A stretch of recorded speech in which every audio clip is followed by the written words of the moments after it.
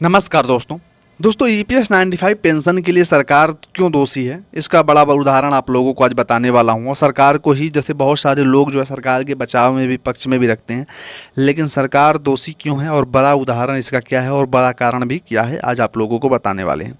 EPS 95 pension योजना के तहत सरकार की सबसे बड़ी जिम्मेदारी यह थी कि वह समय समय पर पेंशन की राशि को बढ़ाए, ताकि पेंशनर्स को महंगाई और जीवन यापन की जो है बढ़ती लागत से राहत मिले। लेकिन सरकार ने 2014 के बाद न्यूनतम पेंशन सिर्फ 1,000 रुपये प्रति माह तय किया, जो आज भी लाखों पेंशनरों को मिल रही है। पिछले 10 वर्षों से महंगाई कई गुना बढ़ गई है, लेकिन पेंशन राशि में कोई ठोस बढ़ोतरी देखने को नहीं मिली है।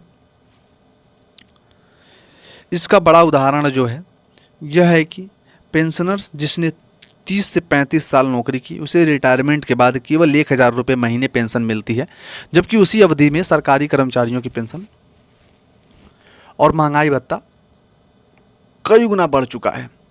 इससे ईपीएस 95 पेंशनरों को अपने दैनिक खर्च, दवा, इलाज और ज़रूरतों की पूरी करने में भारी दिक्कत का सामना करना पड़ता है।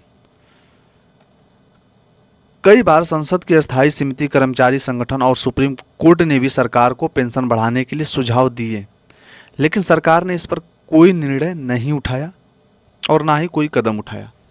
यही वजह है कि ईपीएस 95 पेंशन सरकार को दोषी मानते हैं कि उनके बुजुर्ग कर्मचारियों के सम्मानजनक जीवन जीने के लिए जो जरूरी है कदम वो नहीं उठाए गए ईपीएस 95 पेंशनरों के लिए। हालांकि दोस्तों उदाहरण की बात करें तो सुप्रीम कोर्ट के आदेश की अनदेखी भी की गई। 2016 में जो है सुप्रीम कोर्ट ने अपने एक ऐतिहासिक फैसले में ईपीएस 95 पेंशनरों को हायर पेंशन का विकल्प देने का निर्देश दिया था। कोर्ट ने कहा था कि अगर कर्मचारी अपने वास्तविक वेतन के आधार पर अधिक पेंशन के लिए आवेदन कर सकते हैं, लेकिन सरकार और ईपीएफओ ने इस आदेश को लागू करने में टालमटोल की। बार बार नोटिफिकेशन और सर्कुलर जारी किए, जिससे पेंशनरों को भ्रमित किया गया और अब आवेदन की प्रक्रिया को जटिल बना दिया गया है। सरकार की इस अनदेखी के कारण हजारों पेंशनरों को आज भी उनका हक नहीं मिल पाया और वे न्यूनतम पेंशन पर ही निर्भर हैं। यह सरकार की जिम्मेदारी थी कि सुप्रीम कोर्ट के आदेश का ईमानदारी से पालन करते, लेकिन ऐसा नहीं हुआ।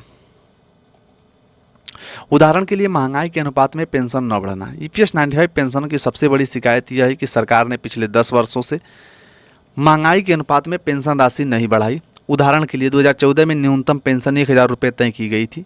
तब से लेकर अब तक पेट्रोल, डीजल, दवाइयाँ तथा राशन, बिजली, हर चीज़ की कीमतें दुगनी हो चुकी हैं। दुगनी छोड़िए 3 गुनी हो चुकी हैं, लेकिन पेंशन जस की तस वहीं की वहीं जो है वो बनी हुई है। हालांकि दोस्तों यही सबसे बड़ा उदाहरण है कि सरकार को देखना चाहिए कि किस प्रकार से सब चीज़ की बड़ा हो गया, क्या नाम, बढ़ोतरी हो गई। तो क्या हमारे ईपीएस 95 पेंशनरों की बढ़ोतरी नहीं किया जा सकता था क्या? ये चीज़ तो बहुत बड़ी जो है सोचने वाली बात है।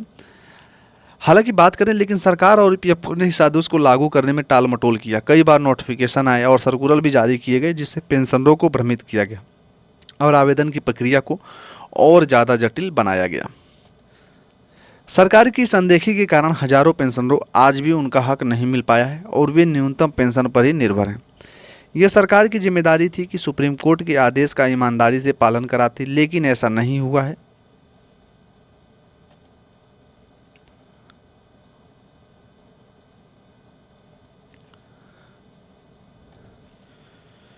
अब उदाहरण के लिए देखेंगे तो ईपीएस 95 पेंशनों की सबसे बड़ी शिकायत यह थी कि सरकार पिछले 10 वर्षों से महंगाई के अनुपात में पेंशन नहीं बढ़ाई है। उदाहरण के लिए 2014 से न्यूनतम पेंशन 1,000 रुपये तय की गई थी और 1,000 रुपये ही चलती आ रही है। इससे लाखों पेंशनरों के गरीबी रेखा के नीचे जीवन जीने को मजबूर हैं, जबकि सरकार को समय समय पर पेंशन रिवीजन करना चाहिए था।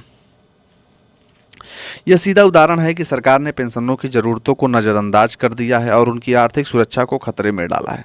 दोस्तों आप लोगों को भी हक बनता है कि कमेंट के माध्यम से सरकार को सचेत करें और सरकार को ये चीज़ देखना होगा कि कब तक ईपीएस 95 पेंशनरों को इस प्रकार से आप भ्रमित करोगे। एक दिन आप यही जो पेंशनर्स हैं ना, आपको गद्दी से हटाने के लिए काफ़ी हैं। ये चीज़ भी आप लोग सरकार को ध्यान में रखना पड़ेगा। अरे पेंशनर बुजुर्ग लोग सिर्फ अपना हक मांग रहे हैं, उनके हक का पैसा मांग रहे हैं। आप सांसदों की सैलरी बढ़ाने में देर नहीं होती है, उन लोगों के भत्ता में देर नहीं होती है, हर एक चीज़ समय पर होता है, तो हमारे ईपीएस 95 पेंशनरों के पैसा बढ़ाने में कहाँ दिक्कत आ रही है। वो भी बढ़वाना कितना चाह रहे हैं, अपने हक का पैसा है जो उन्होंने देश के लिए किया है, जो पैसे डाले हैं उसी में तो बढ़वाया जा रहा है। तो ईपीएस 95 पेंशनरों के बारे में सरकार को खुद ब खुद सोचना चाहिए। जिस प्रकार से वो उनको भटकाती जा रही है, आने वाले समय में इस पर बड़ा आंदोलन हो सकता है कि कमांडर साहब अशोक राउत साहब ने कमर कस लिया है। उन्होंने साफ तौर पे कह दिया है कि तलवार हमने म्यान में रखी है, बंद नहीं की, जब चाहेंगे तब निकालेंगे।